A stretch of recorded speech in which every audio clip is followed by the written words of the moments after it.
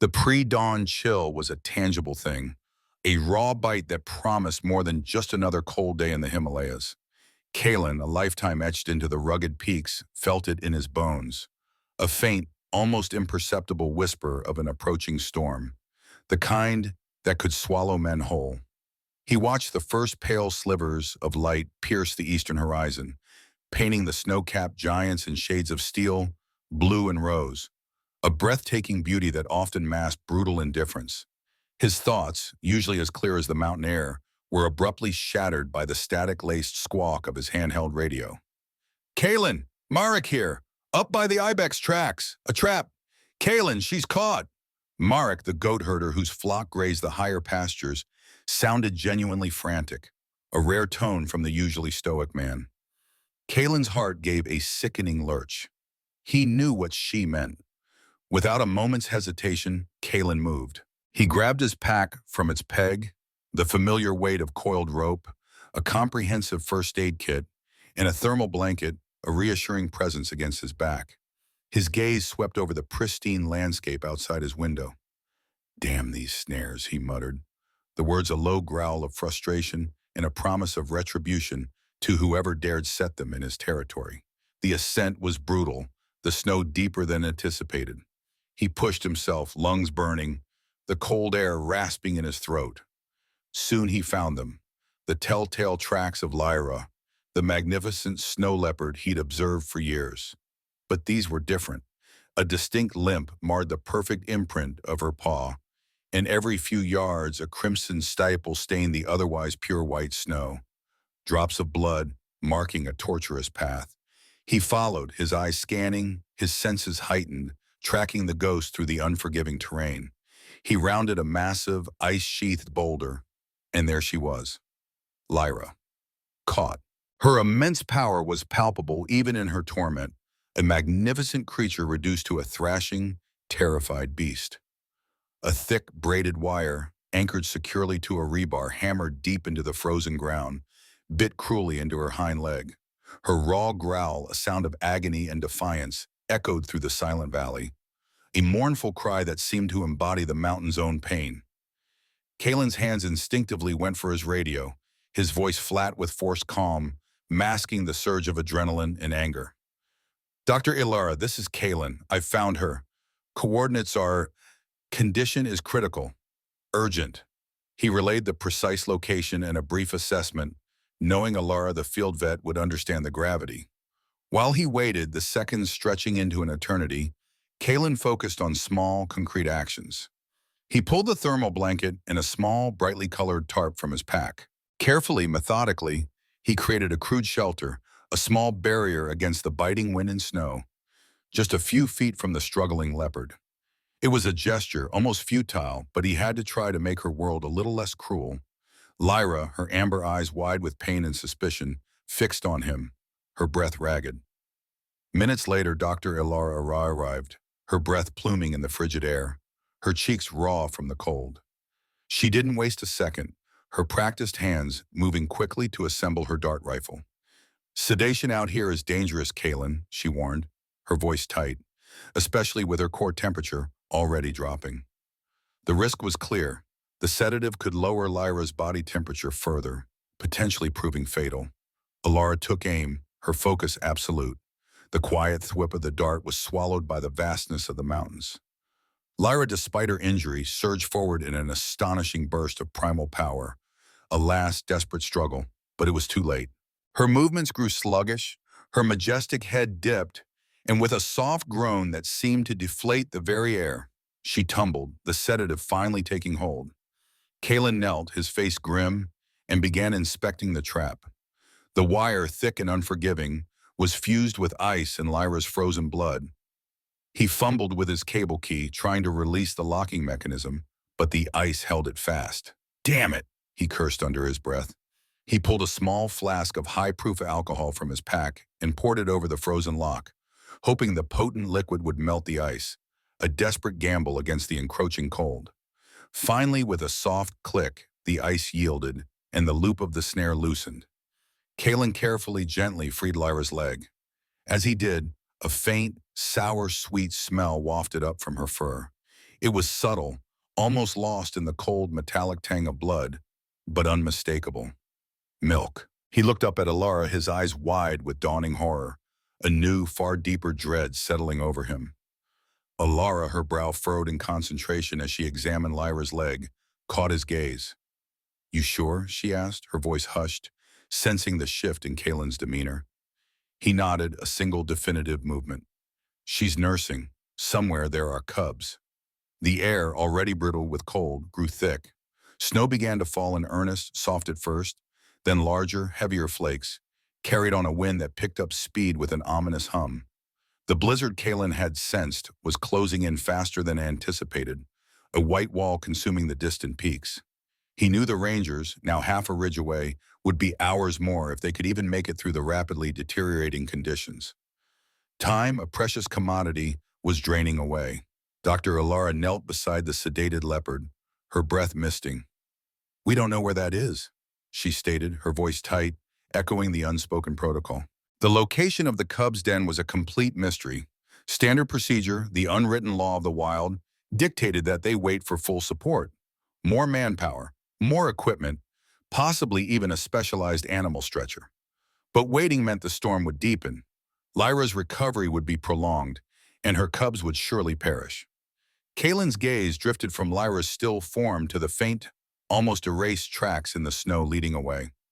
He imagined the cubs, blind and helpless, shivering in a hidden den, their tiny bodies growing colder, their hunger gnawing. The choice pressed down on him, a crushing weight.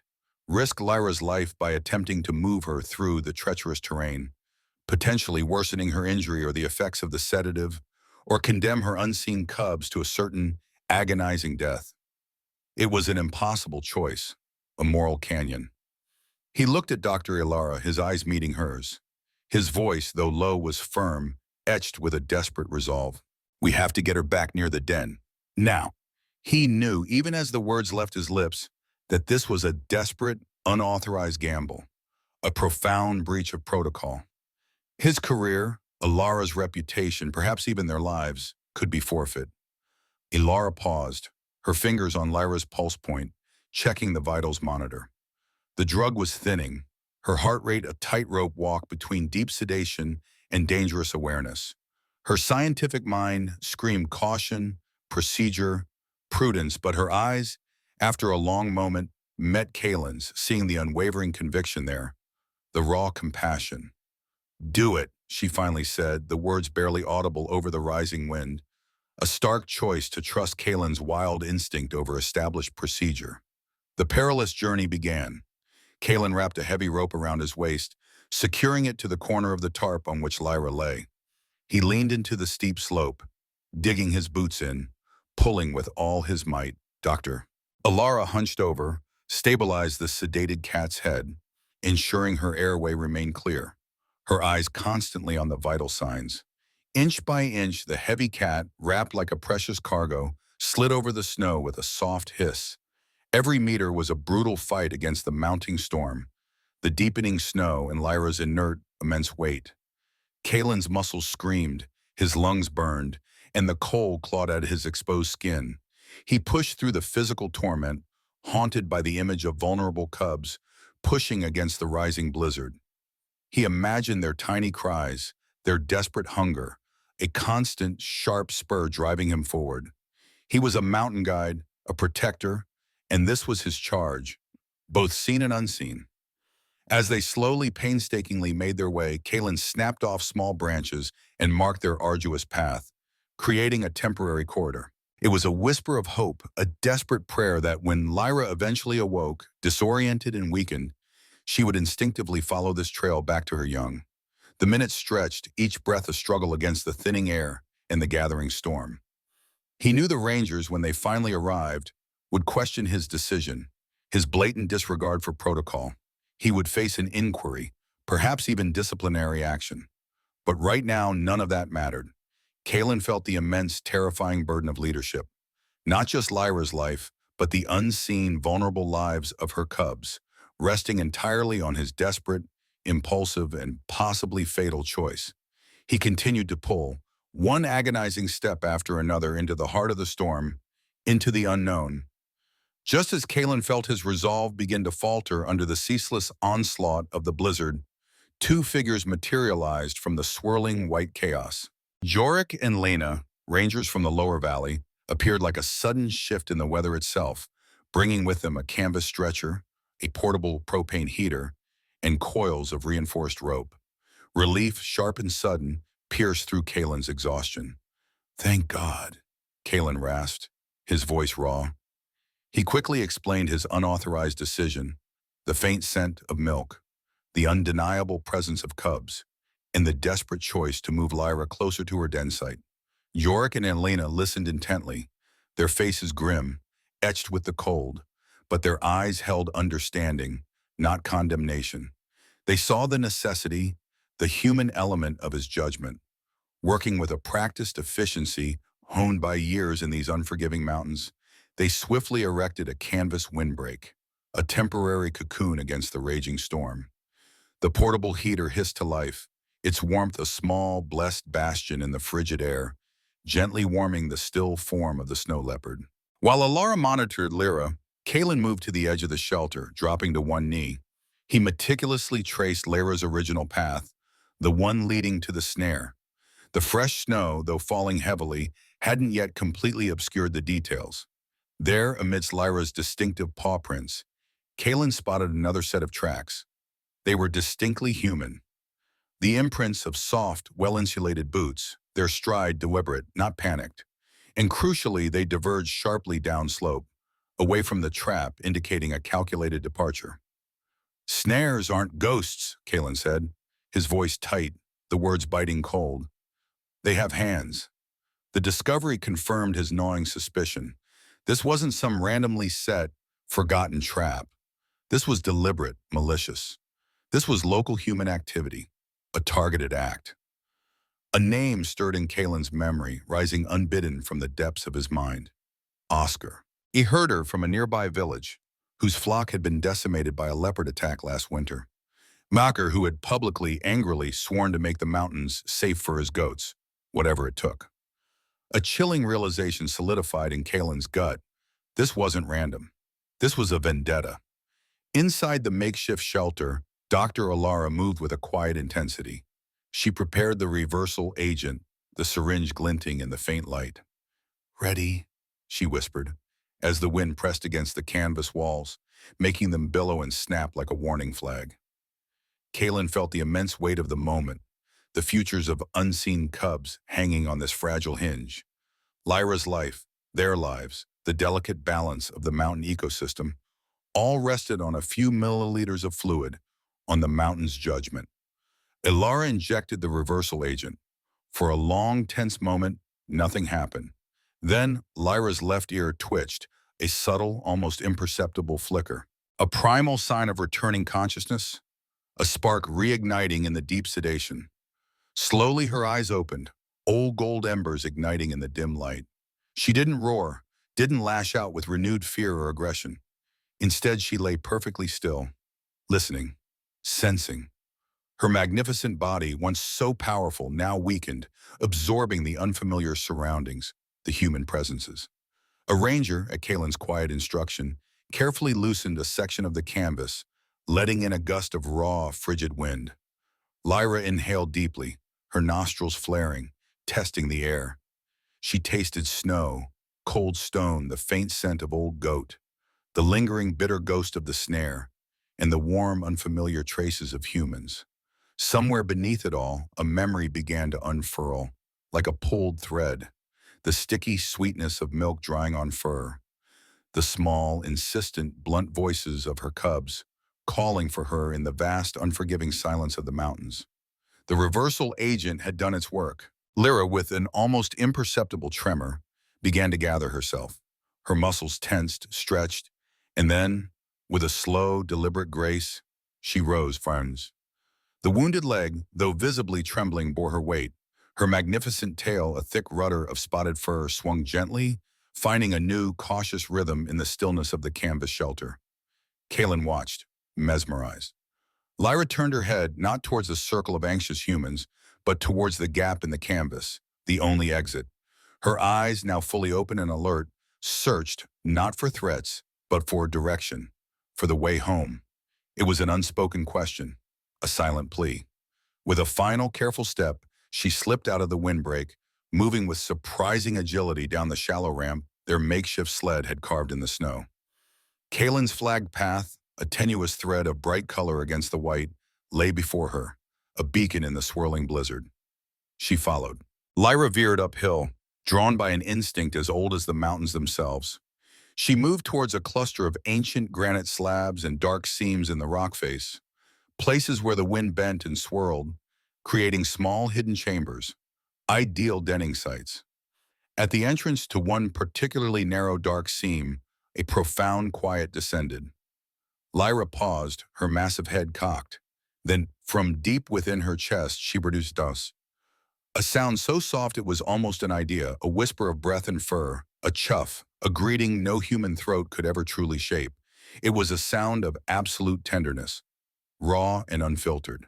A reply, thin and urgent, trembled from the dark rock. Two small, reedy voices. Two cubs. The sound hit the rangers with an emotional force that left them speechless. Lena openly wept, turning away to hide the tears that streamed down her cold cheeks. Yorick's face was a mask of shared emotion. Lyra, without a backward glance, slipped into the seam, her powerful form vanishing into the darkness. The swirling snow, now falling thicker than ever, seemed to close the entrance behind her, sealing her within the mountain's embrace. Silence, profound and heavy, settled over the small group. Then, incredibly, Lyra emerged. She sat inside the very mouth of the seam, her body a silhouette against the whiteout. Her gaze swept across the slope, assessing, calculating. Nothing in her posture read as fear, nothing as gratitude. It was pure, unadulterated mountain intelligence, honed by millennia of survival. This was the test. She moved to a low, flat rock, turned, and for the first time truly saw Kaelen and the others, not as noise, not as scent, but as distinct shapes, entities that had fundamentally shifted the map of her day, her life. Her eyes, those ancient gold embers, held Kaelen's. It was an exact look.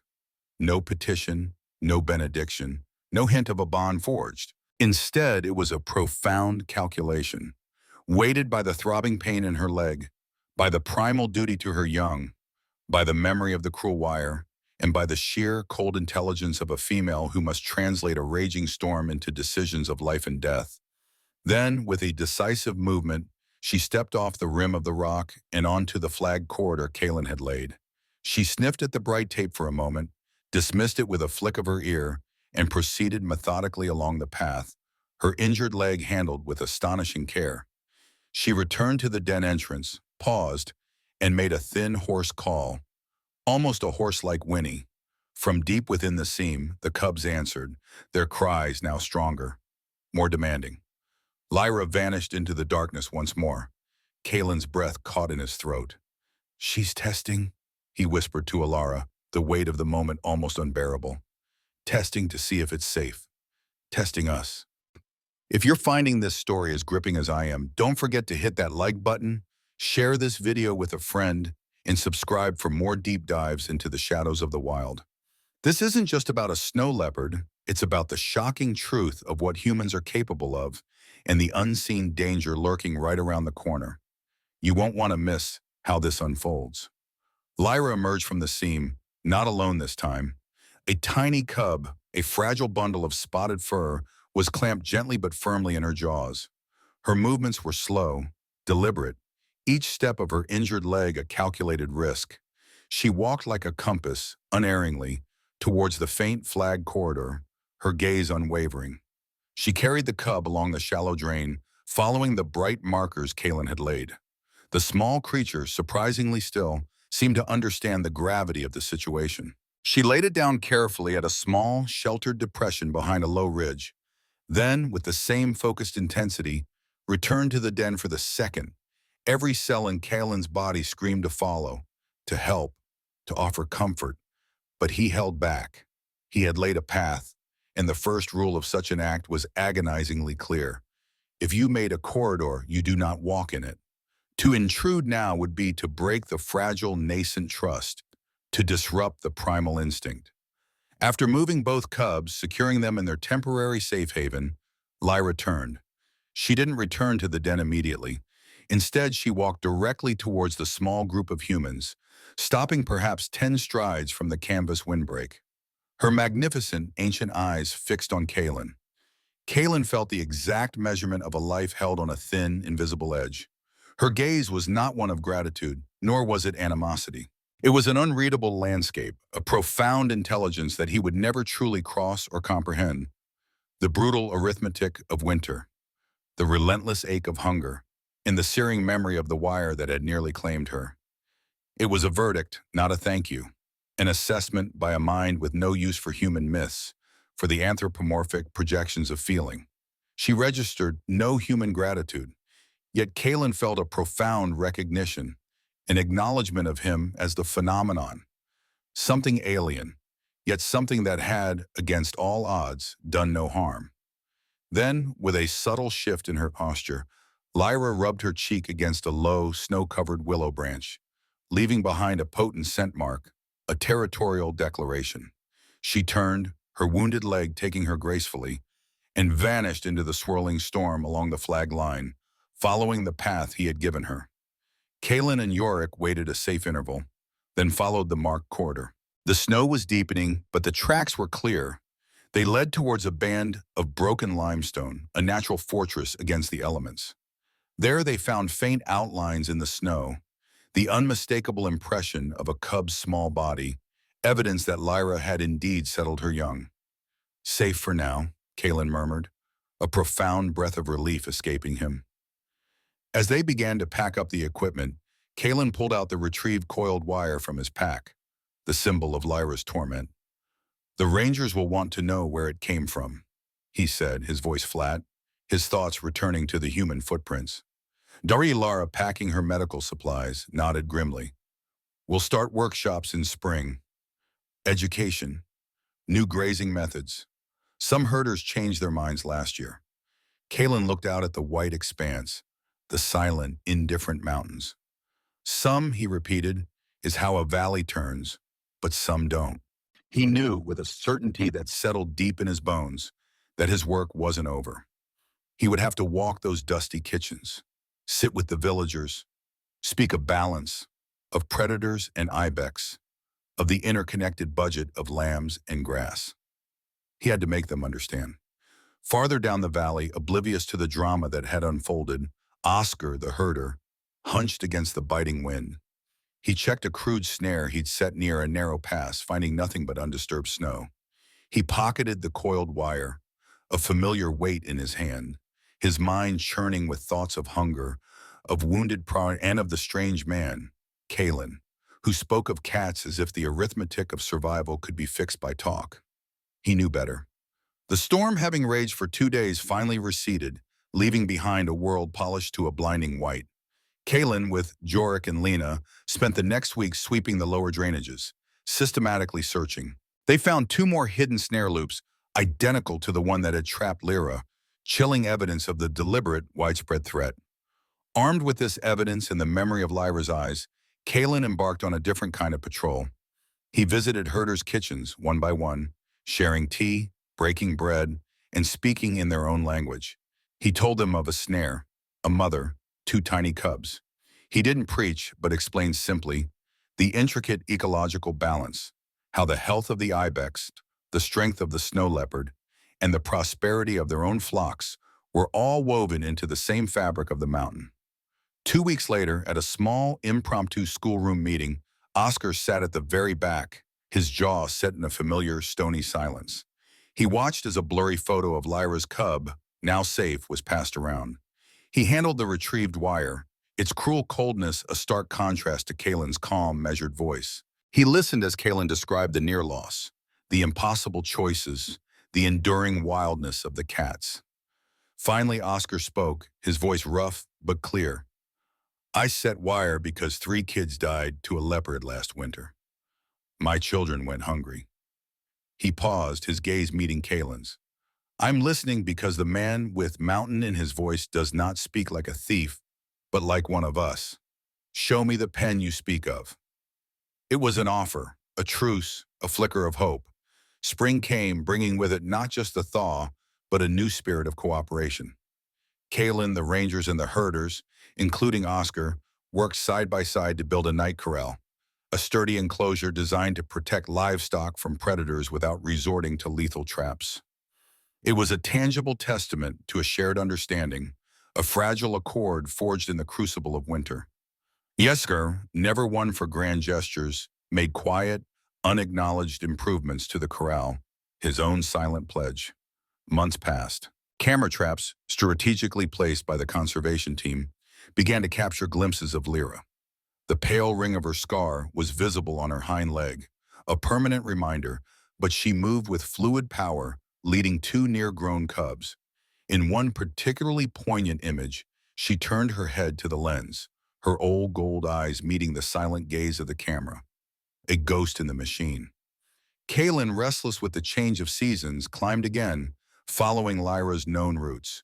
He found her with her two now large cubs on a sunlit rim, surveying her domain. She had seen him. The wind carried his scent, his presence. This was the final confrontation, the real one. She stood square to him, her cubs a blur of playful energy behind her. Her eyes held him, as they had before, not gratitude, not fear, but a profound recognition. It was, Kaelen knew, the exact measurement of a life held on a thin, invisible edge, forever balanced between survival and extinction. Her look was a landscape he would never truly cross, a place containing the brutal arithmetic of winter, the searing memory of the wire, and the undeniable truth that his help had been but a single fleeting moment. Her endurance, her instinct, her wildness, that was the rest. It was a verdict on the very idea of humanity's place in her world. She blinked, a slow, deliberate movement, then turned and moved off, the cubs trailing playfully behind her. Kaelen understood. To be haunted by her gaze was not to be afraid, but to be inhabited by a moment too clear and honest to ever evaporate. Her unwavering look became a compass, a fixed star for his own winding path through the mountains. That winter, fewer wires were found. Oscar still carried an occasionally pocketed wire he found, but Kaelen later heard from Marek that he put it back in his tool shed, unused. The world wasn't saved, Kaelen knew, but it was, for a brief, precious moment, better. His vow deepened. He accepted that wild eyes would never give him what a human story might, and found in that refusal a kind of love cleaner than any praise. His work, he realized, was simply to keep corridors open, to keep kitchens warm with understanding, and to keep wires coiled until rust took them, or conscience finally did. In these mountains, where dawn does not so much arrive as breathe them awake, Kaelen's path was forever changed. It began with a frantic call, "Trap!" A magnificent snow leopard, Lyra, caught, bleeding, her hidden cubs facing certain death. Kaelen, driven by an ethical dilemma, broke every rule, defying protocol. His desperate gamble, fueled by instinct in the chilling discovery of human snares, led to an extraordinary display of trust. Lyra moved her cubs to safety along his flagged corridor, forging a fragile accord. Her final gaze, devoid of human gratitude but rich with ancient intelligence, became Kaelen's haunting compass. It was a silent verdict on humanity's intrusion, a stark reminder that in this world, stripped to essentials, survival hinges on profound understanding. The valley didn't transform overnight. The conspiracy of snares persisted. Yet, through quiet conversations and shared labor, a subtle shift took root. Kaelen accepted Lyra's wild eyes offered no easy answers, but in their honesty, he found a deeper purpose. His work, keeping corridors open, fostering understanding, and ensuring the insidious wires of human hunger eventually succumbed to rust or to conscience. Her haunting look, a fixed star, would always guide him.